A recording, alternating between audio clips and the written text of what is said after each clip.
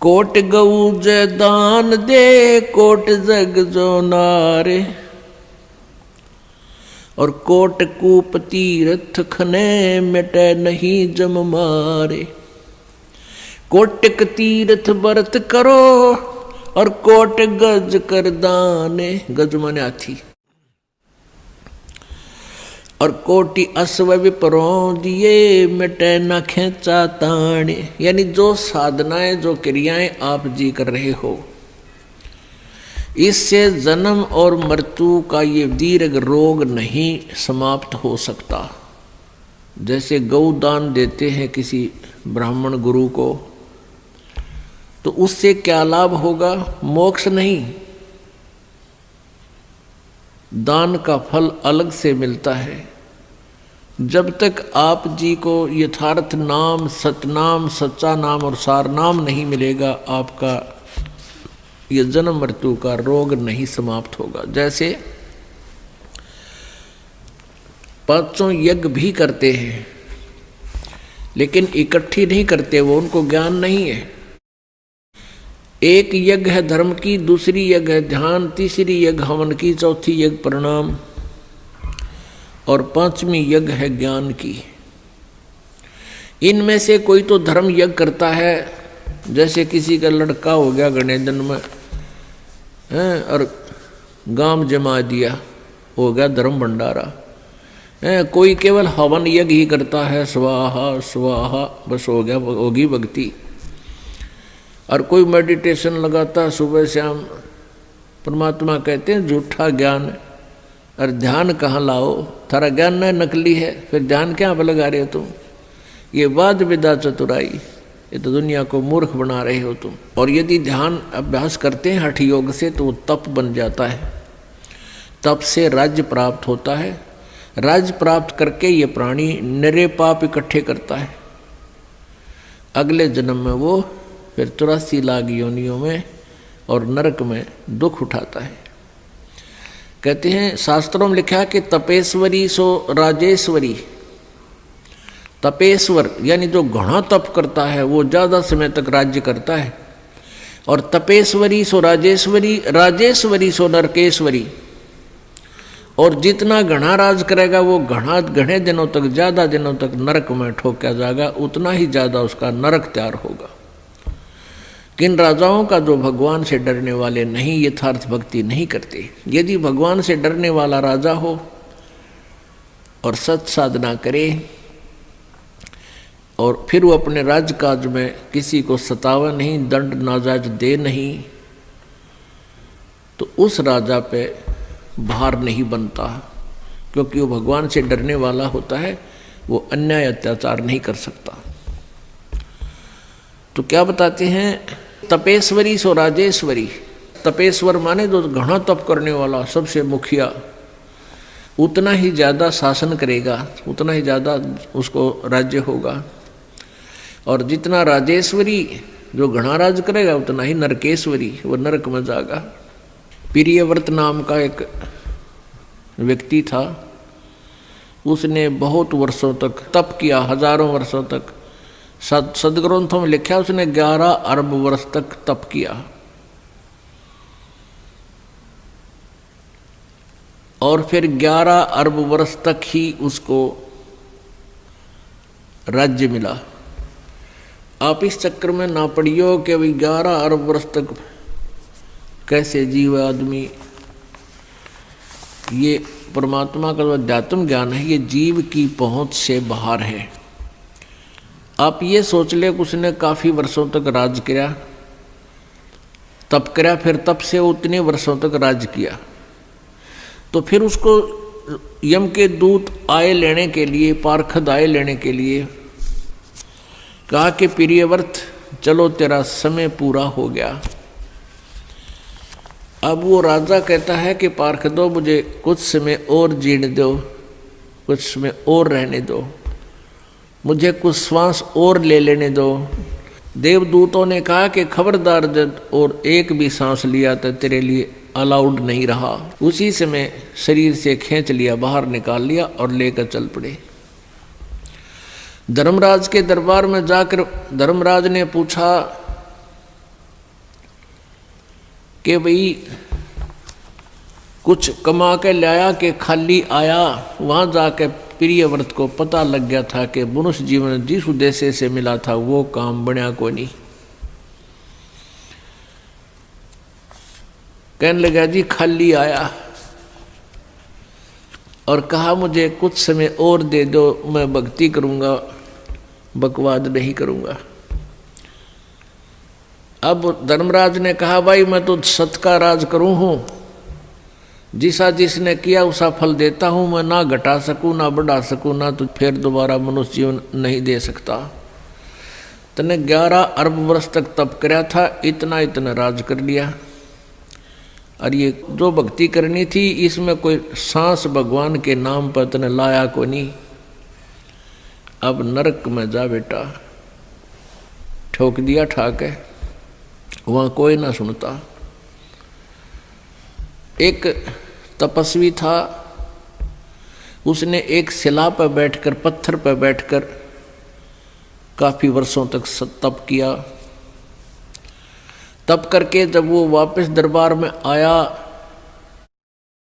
तो न्यायाधीश ने पूछा, उस धर्मराज ने पूछा, धर्मराय ने पूछा कि भाई तपस्वी अदल करूं कि फजल करूं? अदल मीन न्याय और फजल मीन रहम। तो तपस्वी ने कहा कि मैं न्याय चाहूंगा कि मैंने तो तप कराया है डट के। कहने लगा न्याय करो। धर्मराज ने पूछा कि तूने जो तप किया था किस चीज के ऊपर बैठकर किया था? कि शिला पर। वो शिला तेरी है या मेरी? धर्मराज ने पूछा जिस शिला पर बैठकर तूने तप किया था वो तेरी है या मेरी? अब न्यू कह मेरी है तो लिया क्यों नहीं ठा के सिर पे? ने बोला ना आपकी है। अब मेरी शिला पर तूने बैठकर तप किया, अब बेटा उसका तू मुझे फल दे, उसका तू फल भोग। उसका प्रतिफल क्या? कि उस शिला को इतने ही वर्षों तक सिर पर रख ले, ये है मेरा न्याय। जैसा कर्म वैसा भरण, जैसा करेगा वैसा ही भरेगा। अब उसको सिर पर धर ले और जा सर्प की योनि धार, और इतने वर्षों तक सर्प बनकर उस शिला के नीचे रह, मेरा यो न्याय हो जाएगा, अदल हो गया तुझा। इतना कहते ही फेंक दिया ठाकर, सर्प बन गया और इतने वर्षों तक उस शिला के नीचे वो तपस्वी रहा।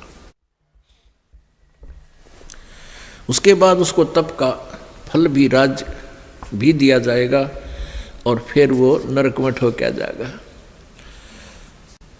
तो क्या बताते हैं? कोटि कूप तीर्थ खने, कोट गऊ जो दान दे, कोटि यज्ञ जो नारे।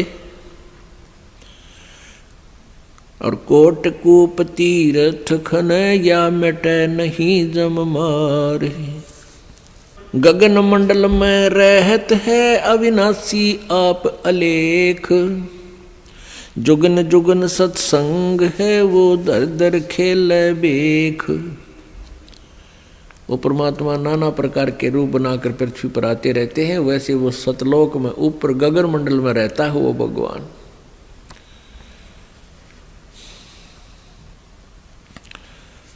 और यही वेद बताते हैं, ऋग्वेद मंडल नंबर 9 सूक्त नंबर 86 मंत्र नंबर 26 और 27 में।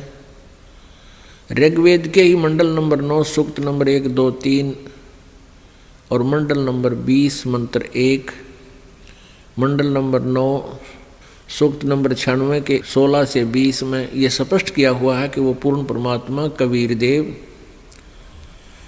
सतलोक में रहता है, एक तीसरे धाम में विराजमान है, वहाँ रहता है। वहाँ से गति करके नीचे आता है, अपनी प्यारी आत्माओं को ज्ञान देने के उद्देश्य से वहाँ प्रकट होता है, उनको प्राप्त होता है, फिर ज्ञान बताता है।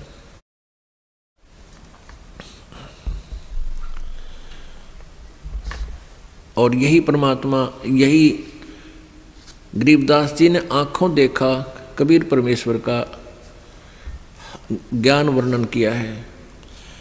ग्रीव गगन मंडल में रहत है अविनाशी आप अलेख, और जुगन जुगन सत्संग है वो धर धर खेल बेख। प्रत्येक युग में परमात्मा आते हैं और नाना प्रकार के रूप बना के वो अपनी प्यारी आत्माओं को मिलते हैं और यथार्थ ज्ञान बताते हैं। निज नाम बिना निपजय नहीं, जप तप कर है कोटे, 184 त्यार है के मुंड मुंडाया गोटे। ये कई प्रकार के ऋषि सिर भी मुंडवा लेते हैं, दाढ़ी मूछ भी खूब मुंडवा के नौकती कोरा कचकोला कटवा लेते हैं। परमात्मा कहते हैं भक्ति बिना बात ना बने, इस ऊपर के दिखावे से आडंबर से कोई लाभ नहीं।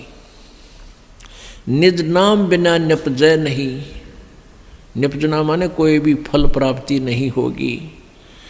चाहे जप तप कर हैं कोट, नकली नामों के जप और हठ योग चाहे करोड़ों बार कर लो, 184 त्यार है, ये 84 लाख योनियों के दंड तुम्हें तैयार हैं,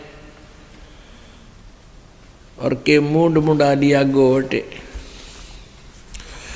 गरीब ऐसा सतगुरु से ये जो सतनाम दरडावे, बर्मी गुरुआ मत मिलो जो मूल भी गंवावे। ऐसा सतगुरु मिला जो सतनाम पर दृढ़ करे कि यही भक्ति है और भक्ति नहीं करना, और ये भरमी गुरुआ ना मिलो जो आपके मूल जीवन को, मनुष्य जीवन को बर्बाद करवाता है। ग्रीव पंडित कोटि अनंत हैं, ये वक्ता कोटि अनंत, श्रोता कोटि अनंत हैं, पर बिरले साधु संत। परमात्मा कहते हैं कि संस्कृत के जानने वाले पंडित विद्वान बहुत मिल जाएंगे, और लतीफेदार कथा सुनाने वाले वक्ता भी बहुत मिल जाएंगे। उनके पास श्रोताओं भी लाखों की संख्या में मिल जाएंगे, लेकिन बिरले साधु संत जो सत साधना करते हैं वो साधु कहलाते हैं। कहते हैं वो बहुत कम मिलेंगे, बिरला ही पाओगा कोई जिसको सत्य ज्ञान हो। जिन मिलते हैं सुख उपजय और मिटते कोटि उपादे, भवन चतुर्दश ढूंढियो वो परम स्नेही साधे। राम सरीखे साधु हैं, ये साध सरीखे राम, सतगुरु को सजदा करूं जिन दिन निज नाम। कहते हैं संत तो बहुत हैं और छोटी मोटी सिद्धि शक्ति दिखा करके आप जी को वो प्रभावित भी कर लेंगे, आप जी उनको भगवान भी मान लोगे। लेकिन कहते हैं सतगुरु के सिजदा करूं, सतगुरु के सिजदा करूं, ओह जिन दीन्हा निज नाम। कहते वो बलिहारी हूँ उस गुरुदेव पर जिसने यथार्थ मंत्र हमें दे दिया, बाकी छोटी मोटी राहत से हमें हमारा काम नहीं चले। जैसे परमेश्वर से परिचित होने के उपरांत आदरणीय दादू साहिब जी ने कहा था, और संत सब कूप हैं केते दरिता नीर, दादू अगम अपार है वो दरिया सत कबीर। कहते हैं कुछ एक तो संत ऐसे समझो जैसे कुआं हो, थोड़ी सी राहत मिल गई लेकिन कुएं से सिंचाई भी नहीं हो सकती। और कहते धरीता नीर, और अच्छे कोई संत साधु भक्ति के से सिद्धि युक्त है, वो ऐसे समझ लो जैसे कोई छोटा मोटा झरना को थोड़े बहुत अक्षेत्र को सिंचाई कर सकता है। लेकिन दादू अगम अपार है वो दरिया सत कबीर, और दरिया का इतना जल होता है कि बहुत कितने क्षेत्र ने सिंचाई कर ले फिर भी पानी जल समाप्त ना हो, अर्थात पूरा लाभ पूर्ण परमात्मा ही देता है। तो ऐसे ही यहाँ बताया है, राम सरीखे साध हैं ये साध सरीखे राम। जैसे तुम तीनों देवताओं को श्री ब्रह्मा विष्णु महेश को भगवान मानते हो, कहते इनसे भी थोड़ी बहुत राहत मिल जाती है, लेकिन जब तक निज नाम यथार्थ मंत्र सतभक्ति नहीं मिलेगी। सतगुर के सिजदा करूं जिन दिन निज नाम, बिन भक्ति क्या होते हैं दरु को पूछो जाई, सवा शेर अन पावते अटल राज दिया ताही। अब भक्ति से कहते हैं आपको जय तुझे राजपाट कुछ चाहिए हमरा इधर ले ध्यान। जैसे दुरू जी और उसकी माता जी को अलग से एक मकान में रखा जाता था और तोल के सवा शेर अन्न दिया जाता था दोनों माँ बेटों को।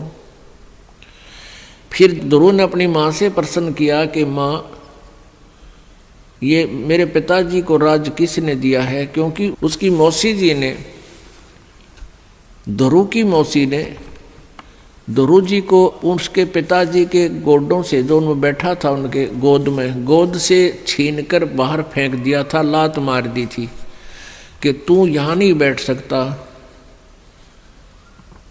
तो रोता हुआ अपनी माँ के पास आया और कहा, माँ ऐसे ऐसे मेरी मौसी ने मेरे साथ ऐसा किया। माँ ने कहा, बेटा उनका राज है, हमारा राज है नहीं। तो उसने पूछा, माँ राज किसने दिया है मेरे पिताजी को?